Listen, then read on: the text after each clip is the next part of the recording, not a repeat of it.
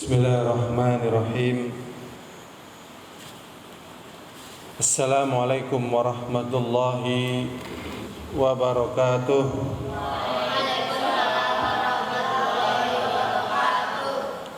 Alhamdulillah alladzi bi ni'matihi tatimmus shalihat.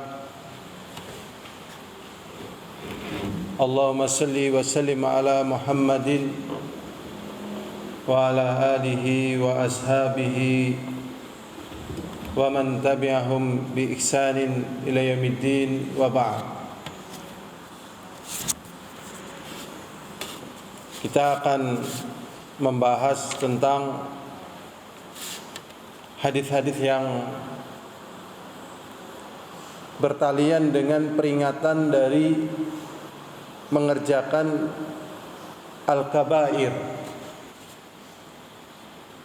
peringatan agar kita jangan mengerjakannya, dari kabair, dari dosa-dosa besar. Dosa besar adalah dosa yang diantaranya diancam dengan neraka. Jadi kalau melakukan perbuatan dosa ini, maka pelakunya diancam dengan neraka. Apabila tidak bertaubat, maka dia pun akan mendapatkannya, kecuali dengan rahmat Allah SWT bagi orang-orang yang beriman. Sebelum kita jelaskan, kita baca bersama-sama hadis 46, 47 dan 48. Kita baca bersama-sama. Ayo. An Anas, semuanya bareng-bareng.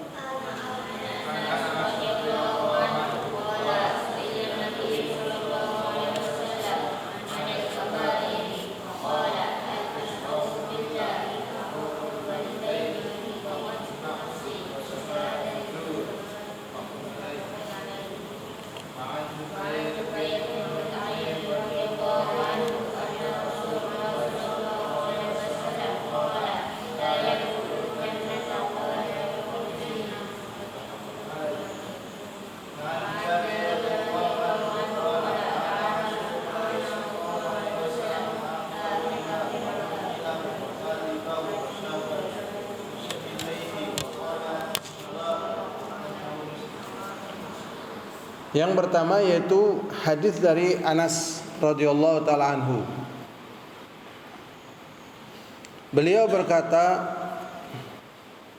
Su'ilan Nabi sallallahu alaihi wasallam anil kabair. Nabi Muhammad sallallahu alaihi wasallam ditanya tentang dosa besar.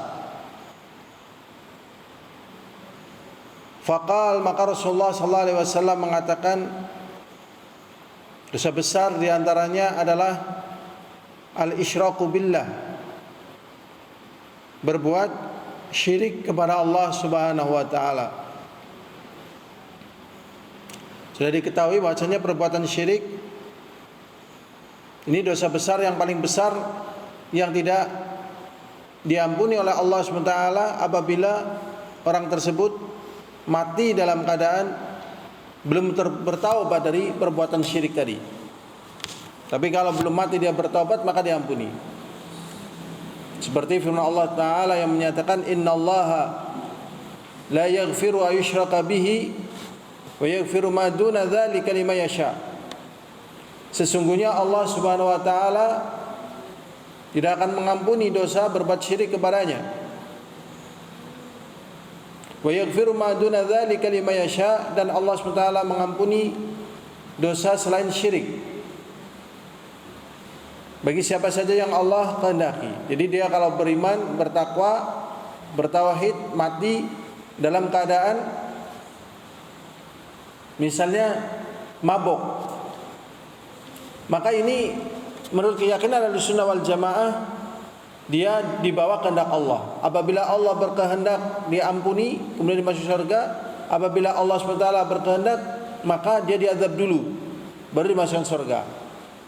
Kalau misalnya dosa syirik dan belum bertaubat, maka tidak diampuni. Syirik. Jadi syirik ini termasuk dosa besar yang paling besar. Seperti firman Allah Ta'ala, asyirku inna syirka la zulmun azim. Sesungguhnya kesyirikan kezaliman yang sangat besar. Seperti firman Allah Ta'ala tentang kisahnya, ucapan Luqmanul Hakim, ya bunayya la tusyrik billah. Wahai anakku, janganlah engkau menyekutukan Allah SWT. Sesungguhnya menyekutukan Allah SWT perbuatan zalim yang paling besar. Menyekutukan Allah SWT adalah dakwatun ghairi ma'ah, yaitu berdoa kepada Allah tetapi ada yang lainnya. Jadi terkadang manusia sudah berdoa kepada Allah tapi juga berdoa kepada yang lainnya. Jadi berdoa hanya kepada Allah SWT saja. Ud'ullaha ud'uni astajib lakum. Berdoalah langsung kepadaku, kata Allah, aku akan kabulkan. Jadi syirik demikian besar dosanya, dan ini membutuhkan pembelajaran yang faham betul sehingga bisa terjatuh, sehingga bisa terselamat dari perbuatan syirik yang banyak manusia terjatuh. Bahkan di masa Rasulullah SAW, seorang sahabat mengatakan kepada Rasulullah, "Lau sya'allah wa syi'ta la halaktu." Jikalau bukan karena kehendak Allah dan kehendak engkau wahai Nabi, niscaya akan binasa. Dan Nabi Muhammad SAW, "Qul ma sya'allah wahdah." Ucapkanlah ini semuanya kehendak Allah SWT. Jadi syirik ini hati-hati sekali karena termasuk dosa besar. Dan ini adalah haknya Allah SWT terhadap hamba. Kemudian yang kedua, uququl walidain, durhaka kepada orang tua. Jadi durhaka kepada orang tua ini dosanya besar. Di antara hal yang tidak boleh diucapkan oleh anak kepada orang tuanya, di antaranya adalah seperti firman Allah Ta'ala, wala taqul lahuma uffin, dan janganlah kalian mengucapkan uff, atau bahasa kitanya atau kata-kata yang semisal itu dari pengingkaran. Wala tanharhuma, dan tidak boleh menghardi keduanya. Wa qul lahuma qawlan karima, tetapi ucapkanlah kepada keduanya ucapan yang mulia, yang baik. Jadi kedua orang tua ini memiliki kedudukan yang tinggi secara syariat. Walaupun secara fitrah kita cinta kepada kedua orang tua kita dan kita ingin berbuat baik kepada kedua orang tua kita, tetapi syariat kemudian menetapkan ini menjadi bagiannya. Sehingga Allah SWT mengatakan, wa in jahadaka ala an tusyrika bi ma laysa laka bi ilmun fala tuti'huma wa sahibhuma fid dunya ma'rufa. Dan jikalau kedua orang tuamu memaksa engkau untuk berbuat syirik kepadaku, fala ma laysa laka bi ilmun, yang kau tidak memiliki ilmu padanya, fala tuti'huma, maka janganlah kalian ikuti keduanya. Wa sahibhuma fid dunya ma'rufa, dan pergaulilah keduanya di dunia ini dengan perkara yang baik. Jadi durhaka kepada orang tua termasuk dosa besar yang paling besar. Wa qatlun nafsi, dan membunuh jiwa. Jadi membunuh jiwa ini dosanya besar, karena jiwa itu sebenarnya milik Allah. Sehingga barang siapa yang membunuh jiwa, seakan-akan dia membunuh semuanya. Kenapa? Karena dalam satu jiwa ini kita nggak tahu seberapa banyak turunan yang akan dimunculkan dari diri dia. Karena jiwa ini memiliki turunan. Tatkala dibunuh, seakan-akan membunuh dari sumbernya tadi. Sehingga membunuh jiwa tanpa hak ini tidak boleh, kecuali kalau membunuh jiwa dengan hak. Contohnya orang yang sudah menikah kemudian berzina. Tentunya yang membunuh ini bukan perorangan atau kelompok dakwah, tetapi pemerintah tatkala menerapkan hukumnya, hukum syariat. Kemudian orang yang membunuh jiwa juga. Kemudian orang yang murtad. Ada 3 golongan yang boleh dihilangkan jiwanya kalau ditegakkan hukum syariat. Tapi selain daripada itu tidak boleh, terlindungi darahnya. Wa qatlun nafsi, dan membunuh jiwa. Wa syahadatuz zur, dan juga sumpah palsu atau saksi palsu. Saksi palsu ini termasuk dosa besar, sehingga kita jangan sampai memberikan persaksian yang palsu. Muttafaqun alaih. Berikutnya dari hadis Jubair bin Mut'im radhiyallahu taala anhu, anna Rasulullah sallallahu alaihi wasallam qala, sungguh Rasulullah sallallahu alaihi wasallam bersabda, la yadkhulul jannata qati'ur rahmi. Tidak akan masuk surga orang yang memutus tali silaturahmi. Muttafaqun alaih. Jadi ar-rahim ini hubungannya dengan Allah Subhanahu wa taala. Sehingga tatkala seseorang menyambung rahim, maka jiwanya yabullu bibilaliha, maka akan menjadi basah dengan kebasahan di dalam menyambung rahim. Menyambung rahim itu artinya apabila diputus maka disambung. Di sini memang ada hal yang bertalian dengan rahim dan ada yang bertalian dengan aqarib atau juga yang bertalian dengan musyaharah. Aqarib karena kerabat, musyaharah karena pernikahan. Tapi yang di sini yang disebutkan adalah rahim. Rahim. Ya, jadi perkara yang demikian ini hati-hati sekali. Di antaranya yang kadang sering disebut oleh para ulama mengatakan man zawwaja karimatahu faqad qata'a rahimaha. Barang siapa yang menikahkan anak perempuannya dengan alul bid'ah, maka sungguh dia telah memutuskan tali rahimnya. Maknanya karena alul bid'ah tidak mungkin mencintai alul sunnah. Tatkala misalnya dia dinikahkan dengan alul bid'ah, maka hubungan antara dia dengan orang tuanya akan terputus. Karena tidak mungkin misalnya bapaknya alul sunnah, menantunya alul bid'ah, kemudian suaminya ini yang menikahi anak bapak tadi tidak akan mungkin membiarkan anaknya itu bisa bergaul dengan bapaknya yang ahli sunnah, sehingga hubungan antara dia dengan bapaknya akan terputus. Maka dikatakan oleh para ulama, man tazawwaja karimatahu faqad qata'a rahimaha. Barang siapa yang menikahkan anak perempuannya dengan ahli bid'ah, maka sama saja memutus tali silaturahminya. Maka di sini hati-hati hal-hal yang sering membawa sebab pada perkara yang diharamkan oleh Allah. Di antaranya rahim. Berikutnya hadirin ajani wa azakumullah. Hadis ini muttafaqun alaih. Hadis yang ke-48, hadis yang diriwayatkan dari Jabir radhiyallahu taala anhu, qala la'ana Rasulullah sallallahu alaihi wasallam akila riba. Rasulullah sallallahu alaihi wasallam melaknat orang yang makan riba. Laknat dari Rasulullah sallallahu alaihi wasallam maknanya adalah as-sabbu wa ta'an, celaan dan sama maknanya. Ta'an itu artinya celaan dan ya dicela, ya, di ta'an sama. Kalau dari Allah Subhanahu wa taala maknanya adalah at-tardu wal ib'adu min rahmatillah. Di sini Rasulullah sallallahu alaihi wasallam melaknat. Dan laknat Rasulullah tentunya dengan keridhaan Allah Subhanahu wa taala.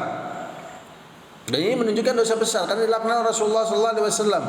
Tentunya laknat Rasulullah berbeda dengan laknat dari kita. Karena kedudukan Rasulullah sangat tinggi. Rasulullah sallallahu alaihi wasallam mengatakan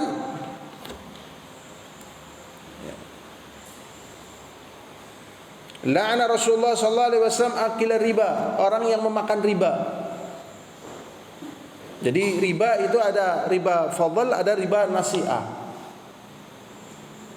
Mudahnya adalah misalnya ada orang yang memberikan pinjaman, misalnya minjam 100 ribu, misalnya nanti mengembalikan 110, maka 10 ini adalah riba.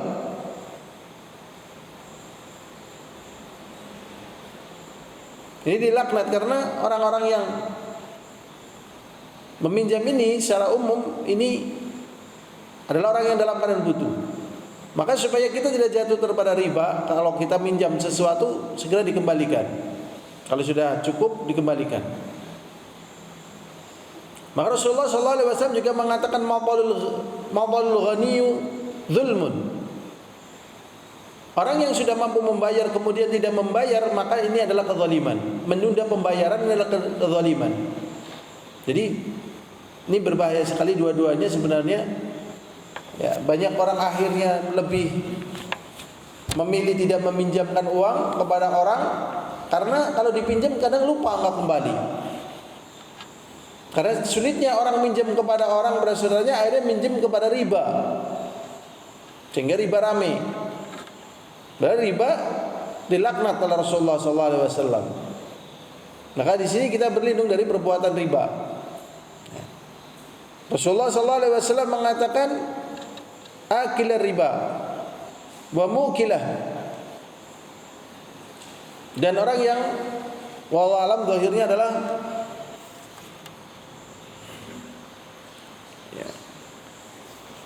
yang mukilahu, dan yang memberikan riba, wa katibahu, dan yang menulis tentang masalah riba, wa syahidaihi, dan juga orang yang menyaksikan transaksi riba. Jadi orang yang bekerja di kantor-kantor riba ini kena laknat juga, karena dia mencatat, menulis dan lain sebagainya, karena ini merupakan transaksi, ya, transaksi riba. Waqala, dan Rasulullah mengatakan, hum sawa, mereka ini sama, baik yang makan atau yang memberikan riba ataupun yang menyaksikan, yang menulis, semuanya sama dalam lingkaran riba, nggak boleh. Jadi kalau minjam 100 ya kembalikan 100, ya. Dan ada kaidah riba, para ulama menjadikan ini diantaranya adalah kullu qardin jalba manfaatuhu fahuwa riba. Setiap pinjaman yang diambil manfaatnya itu adalah riba. Jadi terkadang orang menggadaikan misalnya sepeda motor. Sepeda motor digadai boleh, tetapi tidak boleh diambil manfaatnya. Biasanya orang menggadaikan sepeda motor, maka kemudian sepeda motor yang digadaikan ini dipakai. Satu. Jadi kalau memang itu jangan dipakai, taruh aja. Nanti sampai yang punya motor punya duit, ya motor dikembalikan. Ini satu. Kemudian yang kedua, kadang misalnya gadainya 3 juta. Sepeda motornya tadi dikasihkan. Masih ada bunganya 10%. Jadi 3 juta nanti plus bunga 10%. Di samping motornya tergadaikan tadi. Hal-hal yang demikian banyak sekali terjadi dan ini tidak boleh. Ini tidak boleh. Dan terkadang orang menggadai sawah juga sama. Dapat uangnya, nggarap sawahnya. Ini nggak boleh. Karena apa? Kullu qardin jalba manfaatuhu fahuwa riba. Dan setiap pinjaman yang diambil manfaatnya itu adalah riba. Jadi riba ini sesuatu hal yang sangat mengerikan. Jadi riba ini waliyadzubillah mirip seperti zina. Jadi dalam praktek transaksi manusia terjatuh pada riba, dalam praktek muamalah laki perempuan terjatuh pada zina. Waliyadzubillah. Harusnya jangan zina dan jangan riba. Dua perkara ini dijauhi. Berikutnya hadis yang ke-49. Ini perkara yang penting untuk kita ketahui, ini termasuk daripada dosa besar.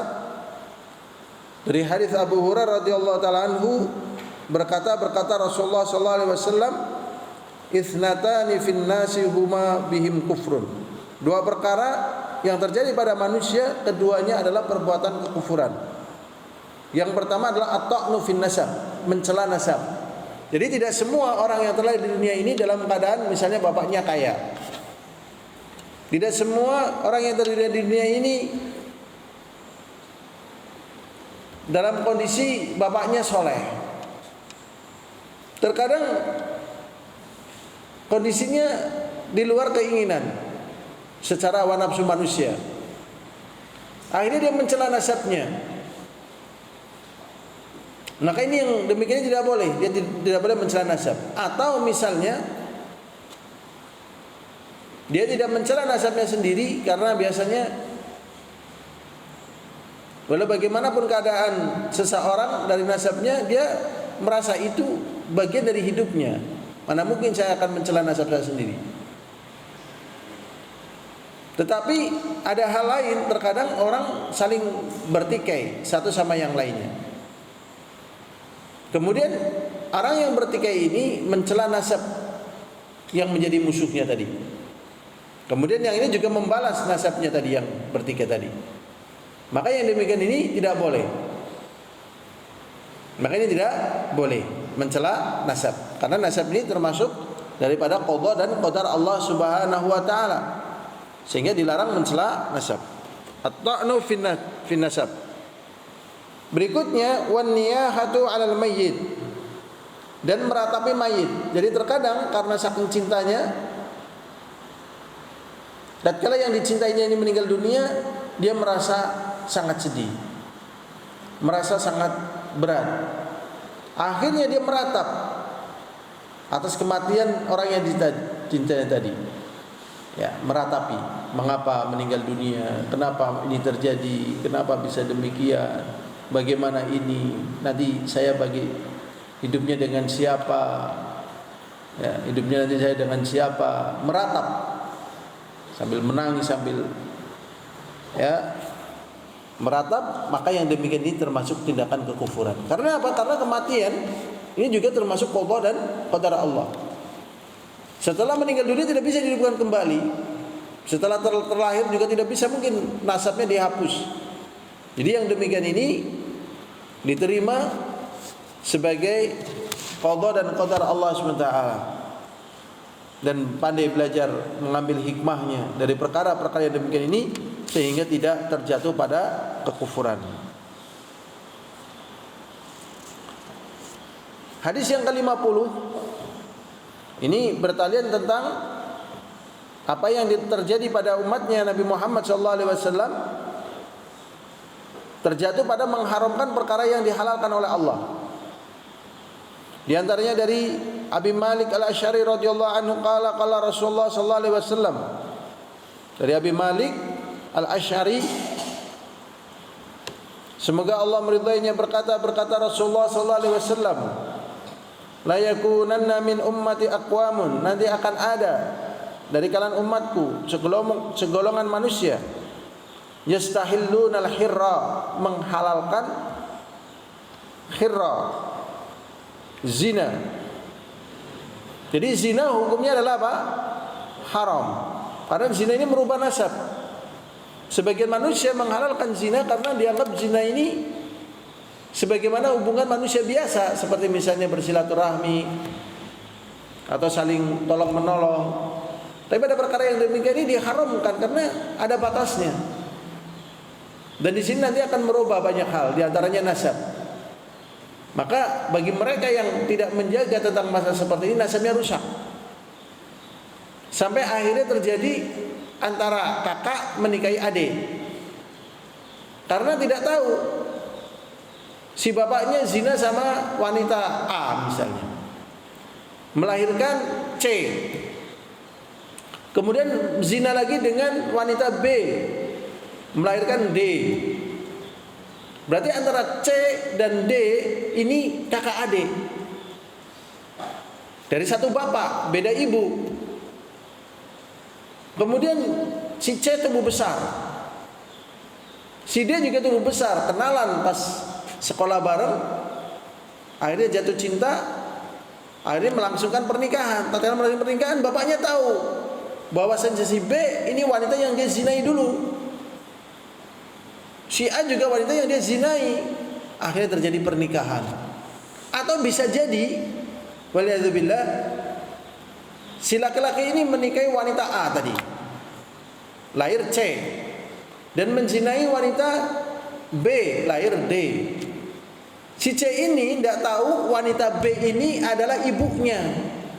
Si B ini juga tidak tahu bahwasanya si C ini adalah anak suaminya. Kemudian karena tidak tahu, si C menikahi wanita B tadi. Padahal si B ini statusnya adalah ibu dari dia, karena ini adalah istri bapak. Kemudian karena tidak tahu, ada saling menikahi antara ibu sama bapak, antara ibu sama anak. Ya, istri bapak nikah sama dia. Waliyadzubillah. Ini karena perbuatan apa? Zina. Dan yang diberi banyak sekali. Ahmad mudeng mat seperti ini mat? Mudeng enggak kamu? Sukirman mudeng mat? Tuhan mudeng Tuhan? Banat mudeng nat? Mudeng begitu. Ya. Makanya zina ini enggak boleh. Coba bayangkan wanita-wanita yang jadi pelacur. Sebenarnya laki-laki lain tidak boleh untuk menikahinya, karena statusnya sudah ada yang punya, yaitu yang menzinai tadi. Tapi terjadilah apa yang terjadi, sehingga kerusakan luar biasa. Sehingga penelitian dari orang-orang ahli genetika, ternyata orang yang berzina tadi itu punya rekam jejak di genetika wanita tersebut. Sehingga di dalam Islam itu apabila suami istri menikah kemudian bercerai, si wanita ini boleh menikah asal masa idahnya selesai. Ternyata di masa idah itu rekam jejak si suaminya yang dulu baru terhapus. Tapi kalau misalnya sudah baru cerai, nikah lagi, padahal si suami ini baru berhubungan dengan istrinya tadi, ini meninggalkan rekam jejak, meninggalkan rekam jejak dari genetikanya. Kemudian laki-laki yang baru menikahi wanita yang baru dicerai tadi oleh laki-laki lain, kemudian berhubungan badan, bisa jadi nanti lahir anak itu bukan anak dari suami yang kedua, tapi lahir dari suami yang pertama. Karena si suami yang pertama tatkala menceraikan istrinya tadi sudah menitipkan bibit. Nah ini ngeri sekali ini. Makanya dalam hal demikian ini dalam agama kita sangat keras. Ya, jadi agama kita sangat keras. Makanya si perempuan ini jangan mau digoda kecuali bagi mereka yang mau menikahinya. Si laki-laki juga jangan mau menggoda kecuali kalau mau menikahinya. Karena ini laki sama perempuan ini ibaratnya bensin sama api. Si bensin ini kalau kena api menyala, ya. Api kalau kena bensin juga tambah menyala, sama aja. Atau antara serigala dengan biri-biri. Ini mengerikan sekali. Jadi jangan sampai. Pokoknya laki sama perempuan hati-hati. Ya, hati-hati. Jangan mau menjadi bagian manusia yang menderita gara-gara cinta sesaat, gara-gara penasaran.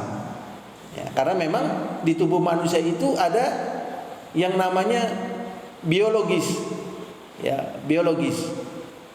Jadi dari dua biologis ini, keduanya ini memang saling ingin bertemu, baik laki ataupun perempuan ingin bertemu.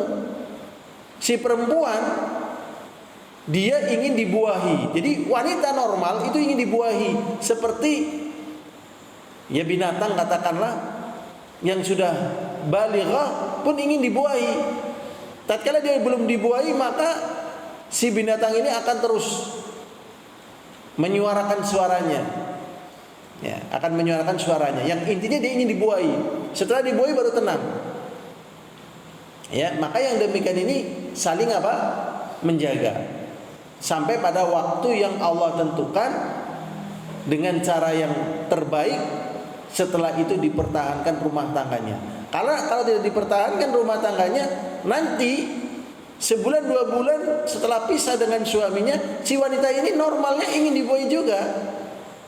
Maka kalau dia tidak sabar, maka terjadi perzinahan. Bisa jadi perzinahan ini bukan dengan orang lain, tetapi dengan mantan suami. Mengerikan sekali, ya. Maka di sini perkara dosa yang harus dihindarkan dan tetap haram di antaranya adalah zina.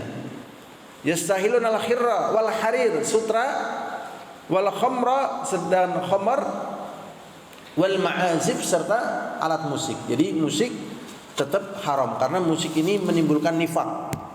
Jadi musik, lagu ini sering menimbulkan halu. Ya, halu. Jadi dengan halu ini jiwanya jadi melayang-layang. ya jiwanya melayang-layang. Makanya orang yang lagi halu ini berbahaya sekali. Ini saja yang bisa kita sampaikan. Wallahu a'lam bishawab. Walhamdulillahirabbil alamin. Assalamualaikum warahmatullahi wabarakatuh.